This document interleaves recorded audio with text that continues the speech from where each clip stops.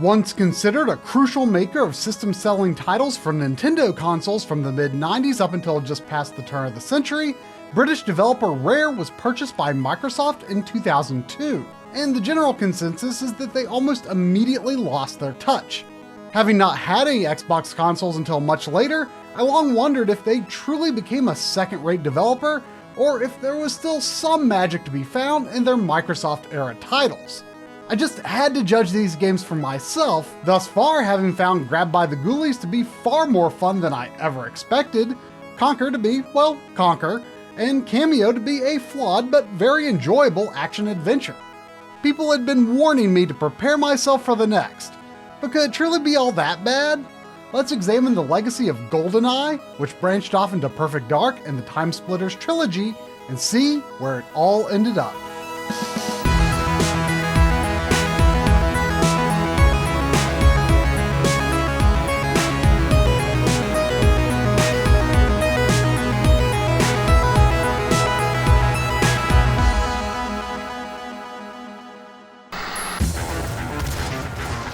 Like it or not, the first-person shooter is one of the most familiar sights in the modern gaming landscape. But the genre's current evolution and place in the market, particularly on consoles, was at a different point in 2005, which was different still from the late 90s.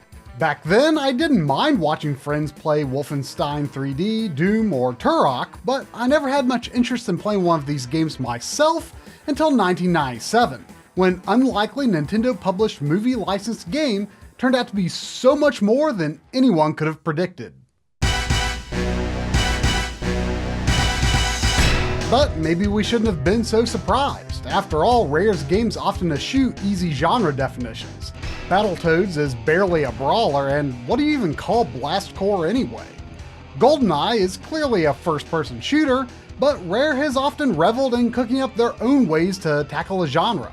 For GoldenEye, Rare created an objective-based approach, a list of requirements to complete each mission with more objectives being required at higher difficulty levels, and incorporated, for the time, advanced enemy reactions and awareness, or lack thereof, to allow for the possibility of stealthy approaches.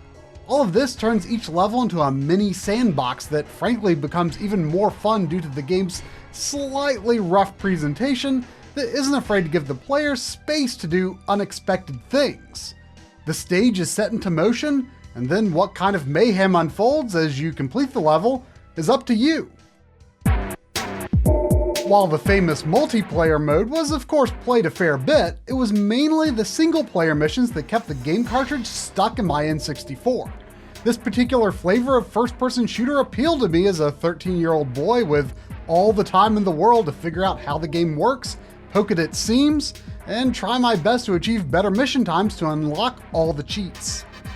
At the time, many Nintendo 64 fans were distraught over the rights to the next James Bond movie, Tomorrow Never Dies, going to Electronic Arts to produce a PlayStation exclusive with a third-person perspective.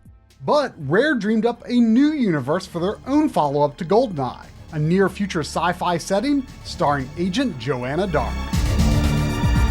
Released in 2000, nearly 3 years after GoldenEye, Perfect Dark begins with the basics of its precursor's game engine, but then pushes the N64 beyond its limits, requiring the 4 MB expansion pack to access the single-player campaign at all. I've got to be quick, or they'll kill the negotiator.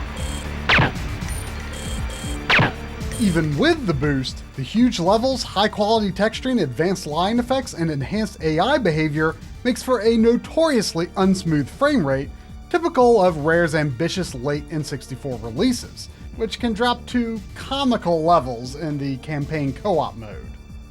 In spite of this, Perfect Dark raised the bar for mission complexity, creative weapon functionality, and enemy animation, and I was completely enthralled with it. However, the single-player missions, as excellent as they may be, feel just a bit less infinitely replayable compared to GoldenEye, leading my friends and me to instead dig into the multiplayer in a big way. The only time I've personally gotten really sucked into a multiplayer shooter.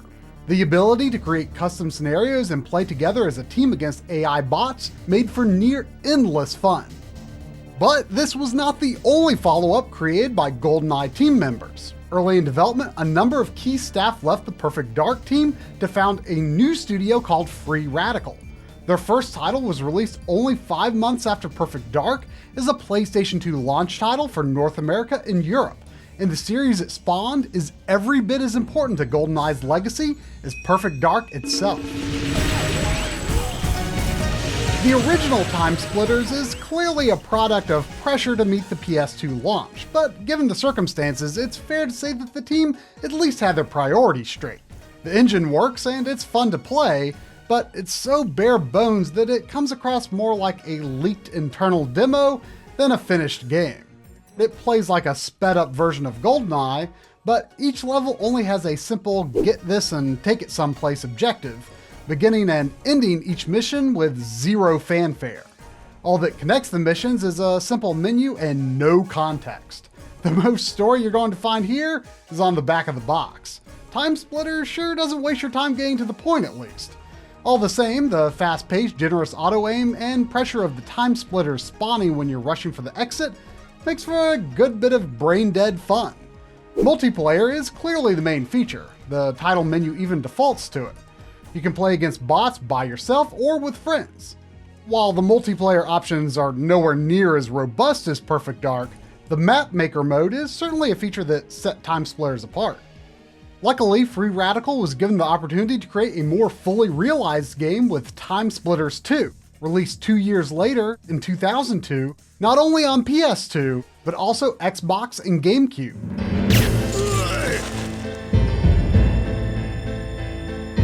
Okay, I have to admit, the first time I played through TimeSplitters 2 back when it was new, I liked it, but I didn't love it.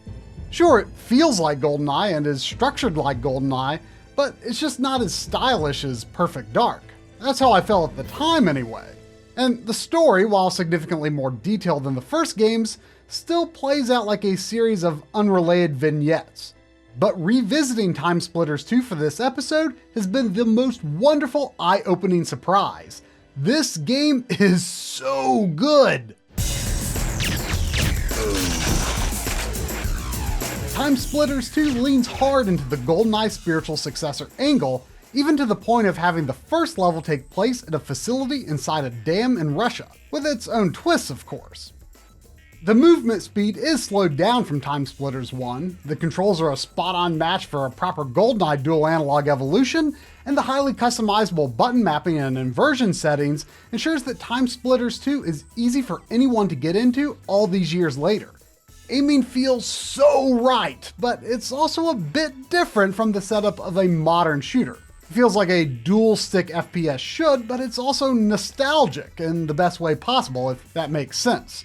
A perfect blend of GoldenEye and more modern sensibilities. The mission objectives are varied and much more in line with what you'd expect from the team responsible.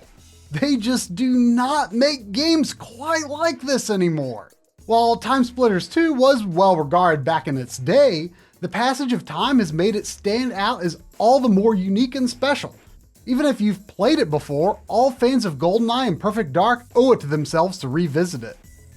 I didn't have a lot of local multiplayer opportunities around the time of TimeSplitters 2's release, which is a big part of the reason that I was looking forward to taking the third game, TimeSplitters Future Perfect, online with my PS2.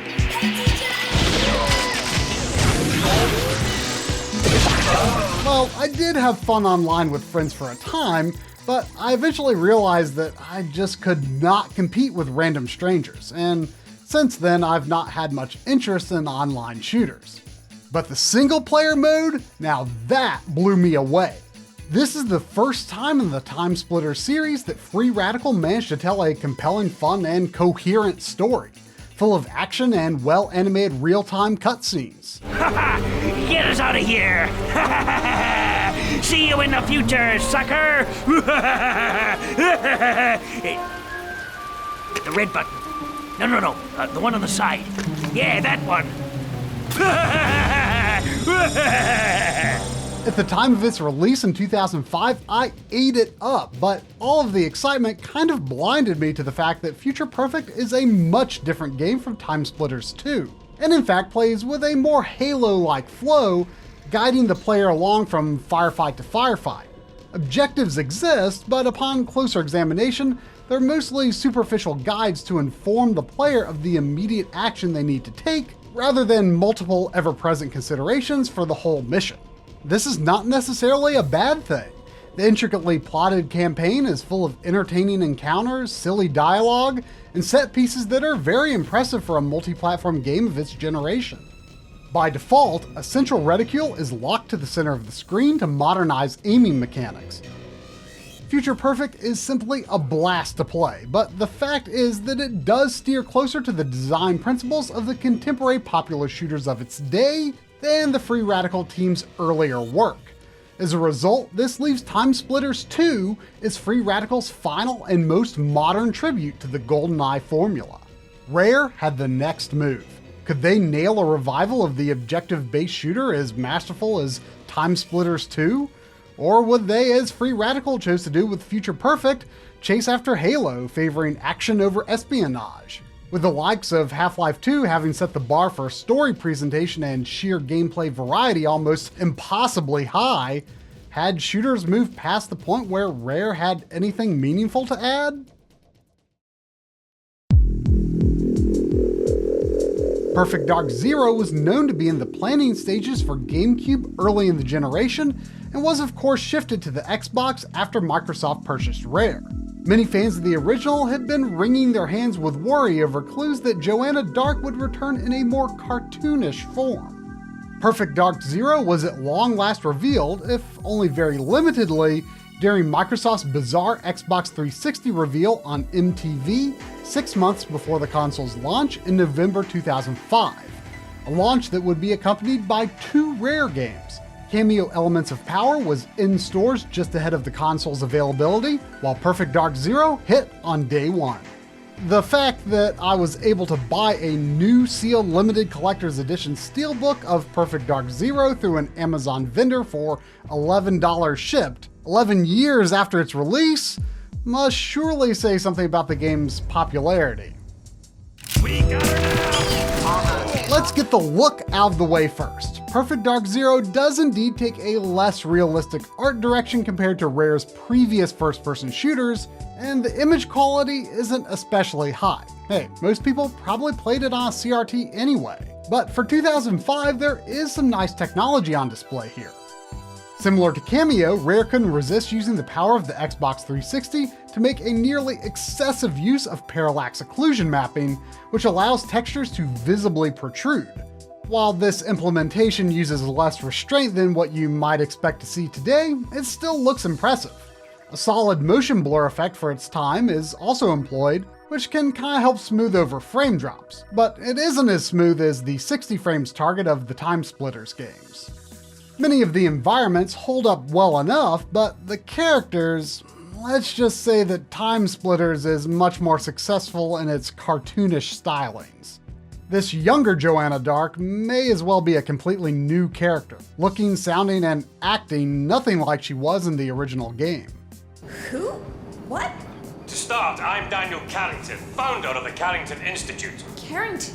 Ziegler said a Carrington hired... You and your father to retrieve him before Datadyne could. He and Dr. Cano were working on a computer program that could translate... You're confusing me with someone who cares.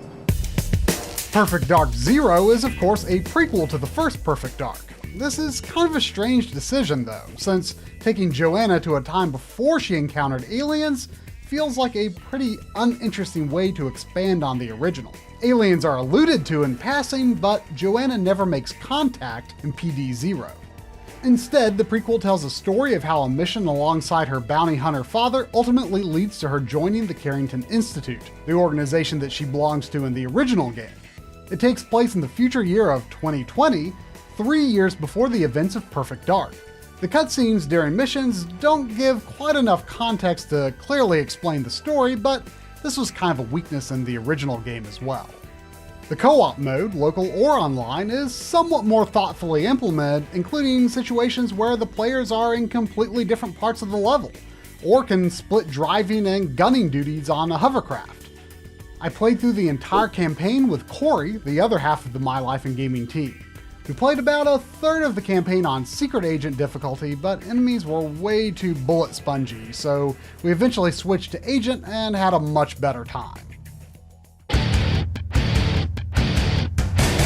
While in GoldenEye and Perfect Dark you could hold on to any gun that could be found during a mission, Perfect Dark Zero limits your weapon inventory to 4 slots, which can be occupied by guns of various sizes. You can choose a starting loadout before beginning a mission, with the selection expanding as the game progresses. Dual wielding is also possible if you have a handgun and a free slot. Swapping your weapons with those dropped by enemies during the heat of action is a bit cumbersome. I respect the notion of limiting what your character can carry, and this is a pretty typical sort of system nowadays, but it's kind of a disappointment for the fans. Many guns do return from the first game, including the Super Dragon, MagSec, and one of my favorites, the laptop gun. Even the RCP-90 from GoldenEye makes a sneaky cameo. Secondary weapon functions are mapped to the right bumper. It's a decent enough assortment, but I can't say that I ran across any weapon that felt much like anything new or groundbreaking. Gadgets are automatically brought into a mission if they're necessary, usually requiring a mini-game to properly use, which is kind of more annoying than engaging. Old school FPS fans may also have a harumph or two to say about the regenerating health system. Something that absolutely cannot be ignored are Perfect Dark Zero's brilliant ragdoll physics. And by brilliant, I mean they really weren't ready for prime time, but they're sure to provide plenty of good laughs at least. The system is so completely broken that defeated enemies can seemingly get caught in a whirlwind through no obvious action of your own and fly around nearly endlessly. Okay, maybe I'm just having fun for the wrong reasons here, and maybe it's a bit sad to say this, but it's certainly one of the game's more memorable features. On the downside, the ragdoll physics can make it much more difficult to read when an enemy has taken its last bullet, compared to the canned animations of Rare's earlier games. Probably the most notable new gameplay feature in Perfect Dark Zero is a cover system. Press the A button when you're up to a wall, and the view switches to third person. It's a very basic and clunky implementation, but sometimes it comes in handy, and given that this was released a year before Gears of War polished and popularized the modern cover system, it's cool to see it here at all. There's also a jarring third-person dodge mechanic mapped to the left bumper, which I found to not be terribly fun or useful. Perfect Dark Zero does hang on to the objective-based approach, with missions split between required primary objectives and optional support objectives which may grant the player an advantage. Unfortunately, understanding where to go and what to do was for us a nearly constant problem. A waypoint system with arrows running along the floor pops up inconsistently, and while it can be helpful, it was unclear to us when and how it comes into play. Of course, as an Xbox 360 launch title, it's understandable if little time was available for really perfecting the level design, but running in circles half the time with hardly a clue isn't much fun. Stealthy approaches were hard for us to execute, at least in co-op mode. While there are a few spots throughout the game that seem designed for this, overall Perfect Dark Zero seems less open to the player coming up with their own approach compared to Rare's earlier first-person shooters. Later stages are much more straightforward and action-oriented, which seems kind of at odds with what the game is intended to be, but ironically they were more fun for us. Which kind of had me start to wonder if I'm not having that much fun with Perfect Dark Zero's objectives and espionage, maybe I'm just not looking for that sort of thing in my first-person shooters anymore. But then when I loaded up TimeSplitters 2, at first to just record a few levels and refresh my memory, I didn't want to stop playing. This is what I wanted to play. This is the type of game that is missing these days. This is so much better than Perfect Dark Zero, it's not even funny. Perfect Dark Zero lacks the ambition of the original, and while Rare's schedule and budget is probably more to blame than their talent, in the end Perfect Dark Zero is just not a terribly interesting game. It seems popular to say that it's a bad game, and you know, it takes a lot for me to say that a game is actually bad. I'm sure plenty of people managed to find a bit of silver lining here since, hey, your choices at launch are kinda limited, and you may as well just enjoy what you've got. Perfect Dark Zero is playable enough. I can't bring myself to say it's bad, but it's certainly not good, and its rough edges do little to increase its charm. Except for the ragdolls, those are great. Of course, multiplayer is there and it can still be played online, and I imagine it was the game's main selling point for people with an Xbox 360 in year one. Halo 3, the game most folks probably wanted to play anyway, was still nearly 2 years off, so I'm sure many early adopters had a grand old time with Perfect Dark Zero on Xbox Live. But now, there's almost no way to really get a sense of what multiplayer might have been like at its peak. And given I lost my interest in competitive online shooters after the third TimeSplitters, I'm really not qualified to judge Perfect Dark Zero on this matter. One last highlight for Rare's first-person shooter legacy emerged in 2010 when 4J Studios' HD remaster of the original Perfect Dark was released as a download for Xbox 360, featuring high-res assets and targeting 60 frames per second, a colossal leap over the N64 release. This version was also included in the Rare Replay compilation for Xbox One. While the updated dual analog control scheme doesn't feel quite as good to me as TimeSplitters 2's take on it, it still plays quite nicely and is certainly a lot easier on the eyes compared to the N64 original, even if the updated models kinda live somewhere in the uncanny valley. Speaking of Rare Replay, both Perfect Dark and Perfect Dark Zero run on Xbox One using Microsoft's impressive backwards compatibility support. In fact, this is how we played through Perfect Dark Zero's main campaign. In virtually all cases, Xbox One backwards compatibility looks spot on accurate to the original hardware, while reducing frame drops where possible and eliminating screen tearing, something Perfect Dark Zero really benefits from. In addition, Xbox One X consoles force improved texture filtering, which does slightly increase the overall image quality, despite 4K not being supported in either game.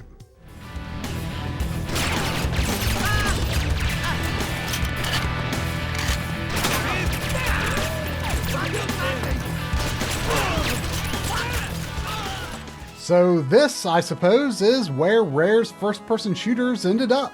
Free Radical is no more, and while Sea of Thieves, the closest thing to a true original Rare game in many years, may feature a first-person perspective, it would hardly be proper to consider it a game of the same vein.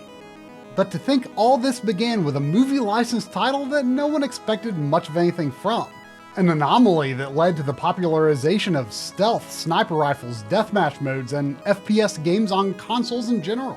A game directly responsible for Free Radical, the TimeSplitters series, and of course, Rare's own 2 follow-ups. The first, a beloved classic. The second, well, just a thing that happened, I suppose, and that was that. There have been other attempts by developers to recapture what made GoldenEye special, such as Eurocom's various Bond games, including The World Is Not Enough on N64, and their own radically reimagined GoldenEye remake. Perfect Dark Zero? Can't say they really hit the mark there. But I still have some faith in Rare, and the next game on the list? Well, that will certainly be something a bit different.